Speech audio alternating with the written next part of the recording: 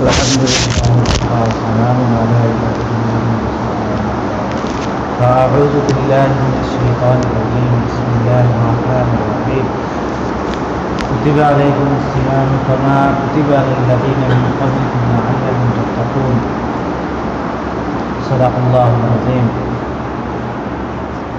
باتیں مختصر کرنے کے لیے بتایا گیا ہے، لہذا مختصر بات ہے.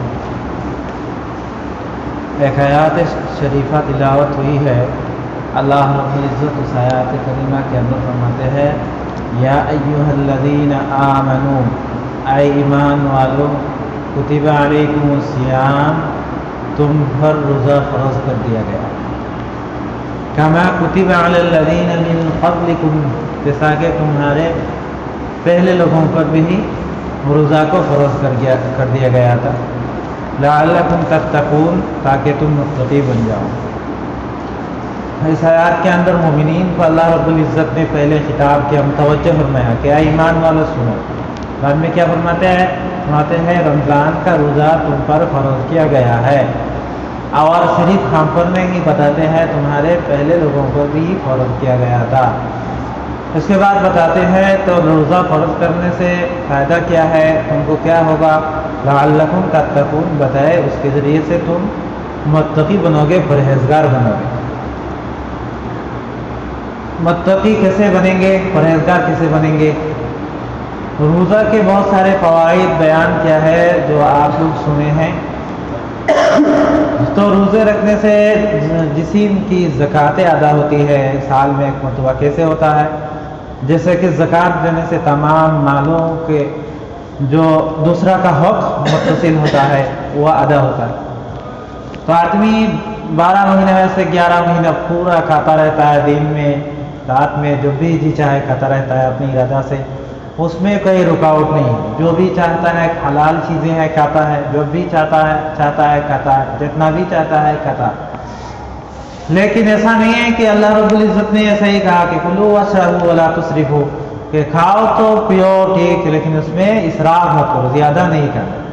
شاعر نے ایک شعر کے اندر بھی فرمایا تھا کہ خداوند گفتہ کلو واشربوا ولیکن نہ گفتہ کلو تاکلوا، کہ تم کھاؤ اور پیو، یہ تو اللہ تعالیٰ نے حکم کیا ہے، تم کھا سکتے ہو پی سکتے ہو، لیکن اتنا نہیں کھانا ہے کہ ایک دم تمہارے گلے تو کھا جائے.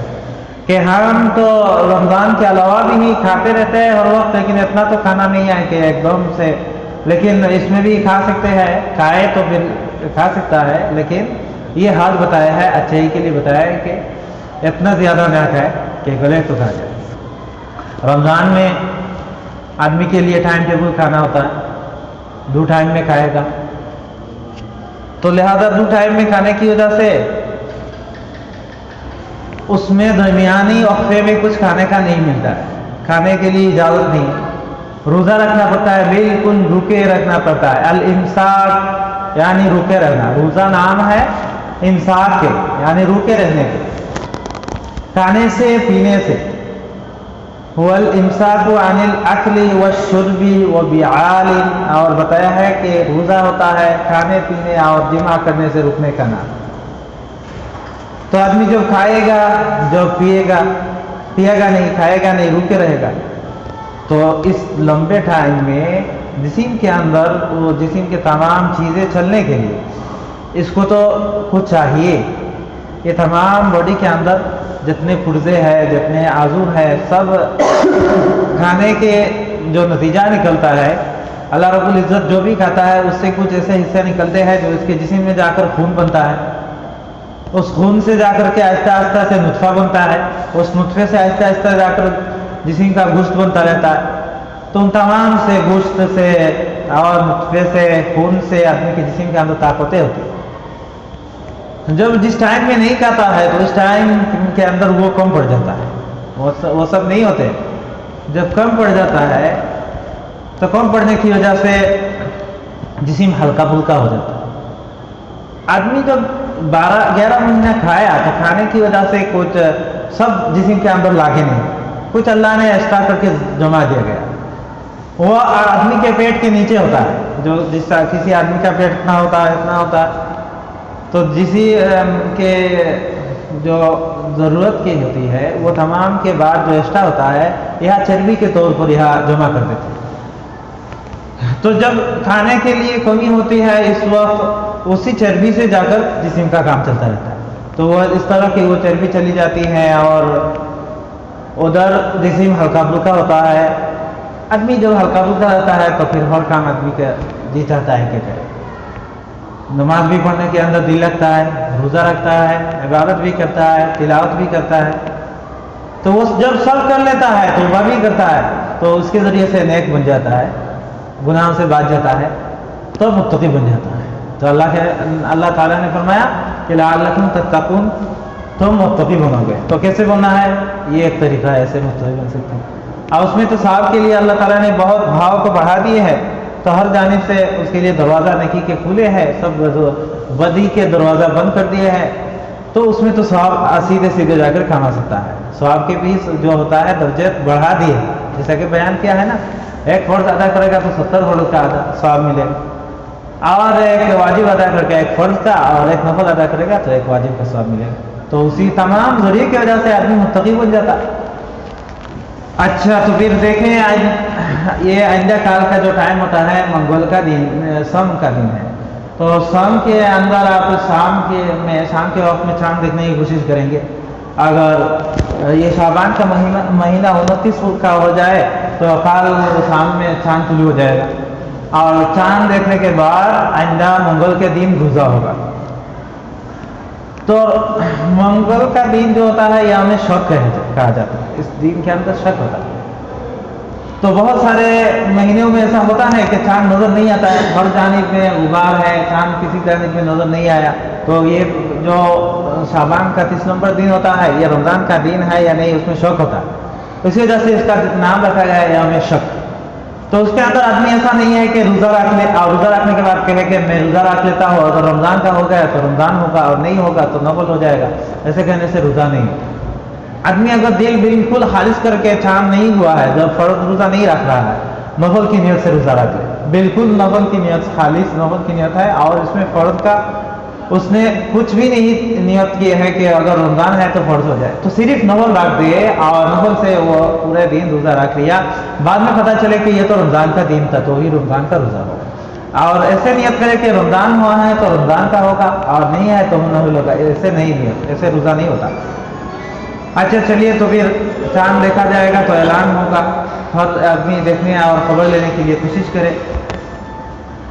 اور اس کے بعد وہ نہیں ہے, اس دن میں چاند نہیں طلوع ہوگا تو بعد والا دن تو ایک دم متعین ہے, کیونکہ شعبان 30واں ہوگا اور 30 دن سے زائد تو مہینے میں نہیں ہوتا ہے. ابھی مہینوں میں 30 دن ہی آخر لاسٹ ٹائم ہوتا ہے.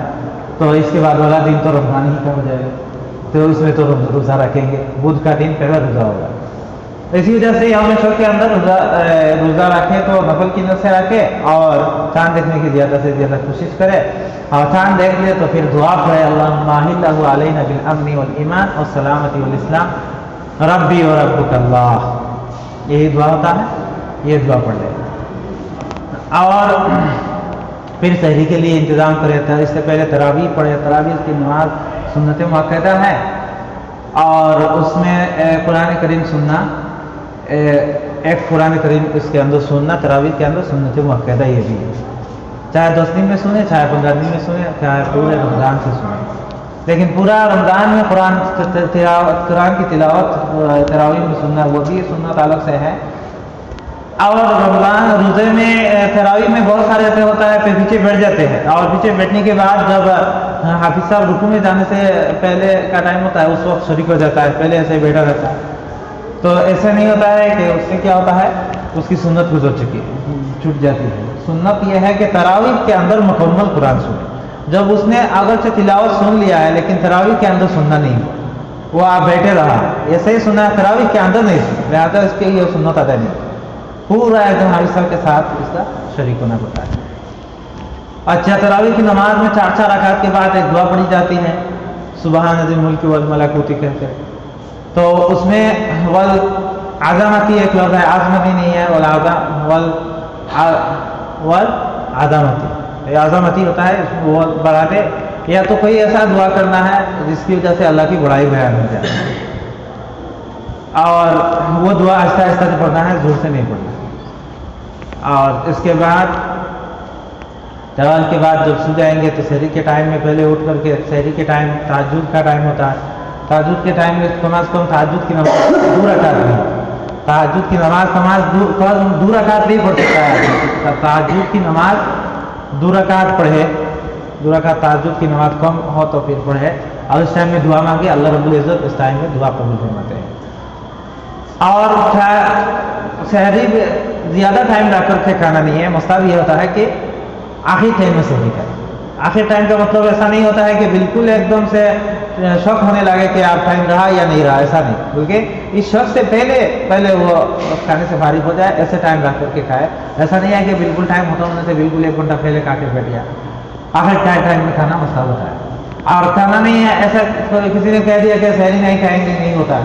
سحری کھانا یہ برکت کی چیزیں ہیں، اس کے اندر ثواب بہت سارا ہے۔ سحری کھانا چاہے تھوڑا کھائے یا زیادہ کھائے، سحری کھانا ہوتا ہے اور آخری ٹائم میں کھانا ہے۔ اور سحری کے اندر بھی جو آدمی کے پرہیز کے ہے اس سے بچے رہے، وہ اپنا اختیار پہ ہوتا ہے۔ اور اس میں نیت کرے، رمضان کے روزے کی نیت آدھے دن تک ہوتی ہے، آدھے دن کے اندر روزہ کی نیت کرے تو نیت ہو جائے گی۔ اور یہ کتاب کے اندر فرماتے ہیں کہ اگر اگلے دن روزہ نہ رکھنے کی نیت نہیں ہے تو سحری کھانا ہی یہی روزہ کی نیت ہے۔ سحری تو یہی کہا رہا ہے کہ آئندہ کال روزہ رکھے گا، اس کی وجہ سے نیت کر لیا ہم نے تو 1 مہینہ روزہ رکھیں گے، ایک تو نیت کر لیا نہیں، ایسے نہیں ہوتا ہے، ہر دن کرنا۔ تو ایسے کر لیا کہ کوئی نیت کرنا ہے کہ میں آئندہ کال روزہ رکھوں گا، تو بتایا ہے کہ سحری کھا رہا ہے اسی وجہ سے کہ آئندہ کال روزہ رکھے گا۔ اگر نہ رکھنے کی نیت نہیں ہے تو سحری کھانا ہی اس کی روزہ رکھنے کی نیت ہوگی۔ اچھا، سحری کھا رہے ہیں، نیت تو کر لیا جائے روزہ رکھنے کے لیے، لیکن نیت زبان سے نہیں کہا، زبان سے اس کو اپنی زبان سے ہو یا عربی زبان سے ہو تو کہنا مستحب ہے، اچھا ہوتا ہے۔ اور اپنی زبان سے نہیں کہا بلکہ دل سے اس کی نیت اصل میں دل کا کام ہے، اور زبان سے اس کو تلفظ کرے تو اچھا مستحب ہوتا ہے، اور نہ دل سے اپنے ارادہ کر دیا وہ صحیح نیت ہے۔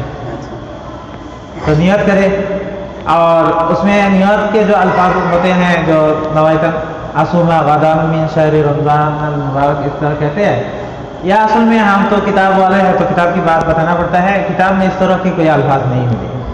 کتاب میں تو اصل میں سحری کے افطار کے ٹائم میں جو آپ دعا پڑھتے ہیں، لک صمت وعلی رزقک افطرت، اللہم لک صمت وعلی رزقک افطرت، یہ تو دعا ملتی ہے، لیکن نیت کے جو الفاظ وہ نہیں ملتے۔ نیت تو وہی ہوتا ہے کہ آدمی اپنے دل سے ارادہ کرے روزہ رکھنے کا، یا تو اپنی زبان سے اس کو کہے کہ اے اللہ میں آئندہ کال رمضان کا روزہ رکھوں گا۔ نوایتاً آسوما پڑتا ہے، لیکن آدمی اگر نیت کے ارادہ سے پڑھے تو ہو جاتا ہے، اس کے ساتھ تو نیت ہو گئے، لیکن اصل میں یہ جو الفاظ لگائے ہیں خاص کر کے اس کو مخصوص کیا ہے، اس طرح کے شریعت کے اندر اس طرح مخصوص الفاظ نہیں ہیں، اسی وجہ سے کتاب میں لکھا ہے کہ اس طرح کے مخصوص الفاظ سے نیت کرنا یہ تو اپنی جانب سے ہو گیا۔ شریعت وہی ہے جو شریعت نے اپنی جاننے والا پڑھے کوئی بات نہیں ہے، جی تو نہیں جاننے والا نیت کر لے، نہیں اس میں بہت غلطی کر رہے تو اصل میں ہے نوایت ان اصوما، تو کہتے ہیں نوایت ان اصوما، تو اس میں بھی غلط ہو گیا نا، نوایت ان اصوما، اچھا اصوما، اصوما، اچھا تو نوایت ان اصوما، اصوما نہیں، اچھا اچھا، تو اس میں کہتے ہیں اصوما، تو اصوما کہنے سے وہی تو غلط پہلے ہی ہو گیا۔ اس کا غلط کیا ہو گیا، کیا ہو گیا مطلب یہ آسما ہونا تھا کہ آسما کا معنی ہے کہ میں روزہ رکھوں گا، اچھا، اور آسما کا معنی ہوتا ہے کہ میں تو یہ بہرا ہو گیا، تو اسی وجہ سے اس کا تو اس آسما بولتا تھا، آج بھی پتہ چلا جی، تو اسی وجہ سے اس طرح کی نیت نہیں۔ اس کے بعد کریں آیتن آسما رمضان مبارک، رمضان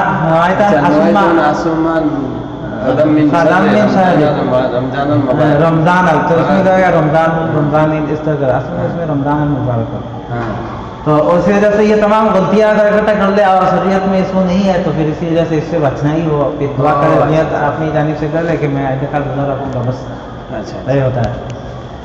جو صحیح ہوتا ہے اس کو تو پھیلانا پڑتا ہے، جو غلط ہوتا ہے اس کے لیے تو اس کو منع کرنا پڑتا ہے نا، تو یہ نیت کر لے کہ پورے دن روزہ رکھے، اور روزہ رکھنے کے اندر تلاوت بھی کرنا چاہیے۔ آدمی بہت پہلے تو بہت تلاوت کرتے تھے، बहुत पहले हमने देखा है कि बूढ़े आदमी जो भी होता है सब जो तिलावत करने वाले कुछ लोग जानते हैं, सब बैठ करके रमज़ान में तिलावत करते थे। पहले देखे होंगे आप लोग भी, लेकिन अभी वो तमाम खत्म हो गया। जो अब अच्छी तरह पढ़ना भी जानता है वो रमज़ान में भी तिलावत नहीं करता। तो ऐसा नहीं है कि रमज़ान में कुरान शरीफ उतरा है, रमज़ान में कुरान शरीफ नबी सल्लल्लाहु अलैहि वसल्लम जिब्राइल को सुनाते, जिब्राइल आकर नबी सल्लल्लाहु अलैहि वसल्लम को सुनाते थे, एक दूसरे दोहर करते थे। तो लिहाजा रमज़ान के अंदर कुरान उतरा भी है, लिहाजा रमज़ान के अंदर कुरान पढ़ने के लिए टाइम निकाले। अगर ना हो जाए तो पूरे रमज़ान में एक ही ख़त्म देने के लिए कोशिश करें। और तरावी के अंदर आए तो एक ख़त्म तो ऐसे ही सुनने में हो जाएगा। और कुरान करीम कहते हैं कि उसको सुनने के अंदर भी सवाब है, उसको अच्छी नियत से इसको देखे तो उसके अंदर भी सवाब मिलता है। अगर नहीं पढ़ना जानता है तो ये सूरह फील से लेकर के अलहम्दु जो सूरह फातिहा तो किया तो हर एक जानता है, उसी को भी पढ़े या कोई पढ़ा है जाकर के सुने भी। लिहाजा इस रमज़ान में कुरान पढ़ने के लिए बहुत अहतमाम करने के लिए किताबों के अंदर, हदीस के अंदर आया है। क़यामत के अंदर रोज़ा भी और कुरान भी दोनों जा करके झगड़ेगा। कुरान कहेगा अल्लाह मैंने इसको रात में सुनने नहीं दिया है, मुझको वो पढ़ता रहा, आज वो दुज़खी बन गया, दुज़ख में मैं जाने नहीं दूंगा, मैं इसको लेकर जन्नत में जाऊंगा। अल्लाह रब्बुल इज़्ज़त उसको कबूल कर लेंगे और कहेंगे ठीक है तुम जन्नत में ले। तो रोज़ा भी होता है, रोज़ा भी अगर आपने एक खास शक्ल अपना लेता है और रोज़ा भी कहेगा अगर दुज़खी बन गया तो रोज़ा अपनी शक्ल के उसको लेकर कहेगा कि अल्लाह मैंने उसको दीन के अंदर अपने घर के अंदर खाना रखते हुए उसको खाने नहीं दिया, वो मैं आपके नाम से रोज़ा रखा है, लिहाजा मैं इसको जन्नत के अंदर लेके जाना चाहता हूँ, मैं इसको दुज़ख में ले ही दूँगा। तो अल्लाह रब्बुल इज़्ज़त रोज़े की शफाअत भी ज़रूर कबूल फरमाएंगे। हदीस शरीफ के अंदर आया है, उन दोनों का जिक्र हदीस शरीफ के अंदर आया है, रोज़ा का और तिलावत का, कि उन दोनों की शफाअत कबूल कर ली जाएगी और फिर वो जन्नत के अंदर चला जाएगा। लिहाजा रोज़े एहतमाम से रखे, शौक़ से रखे और उसके अंदर जो सवाब का काम होता है ख़ास करके तिलावत और गुनाहों से बचना, तो वो जाकर ज़रूर करते रहे। बस इफ्तार का टाइम हो जाए तो इफ्तार एकदम पहले कर लेना मुस्ताहब है। जैसा कि सहरिया के टाइम में खाना मुस्ताहब है, ऐसे ही इफ्तार का टाइम हो जाए तो जल्दी इफ्तार कर लेना भी मुस्ताहब है। ऐसा नहीं है कि शौक हो जाए कि अभी हुआ है कि नहीं हुआ है, इसमें नहीं, बस एक दिन हो गया तो ऐलान हो गया जल्दी से खा लो, बस उसमें देर नहीं लगाना है।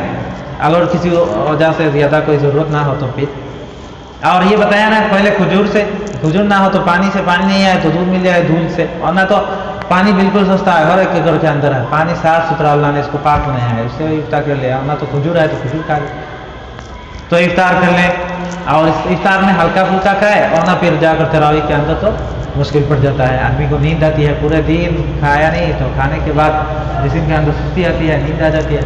इफ्तार में तो कुछ हल्का फुल्का खाए, पतला खाना खाए, और पतला खाना भी एकदम ज़्यादा खाने से तो पेट बिल्कुल बढ़ जाएगा और फिर नींद आ जाएगी, बल्कि पतला खाना खाए वो भी एक हद तक खाए, कम खाए, और फिर नींद ना आए, तरावी अच्छी तरह से वो पढ़ सके।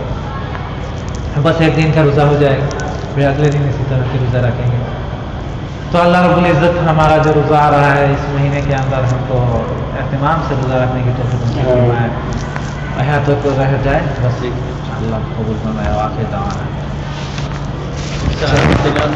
সামনে হাজরও আছে, আগে আছে, যতই হোক হাজর হাজর যাবে না, হাজর নেই है तो फिर পানি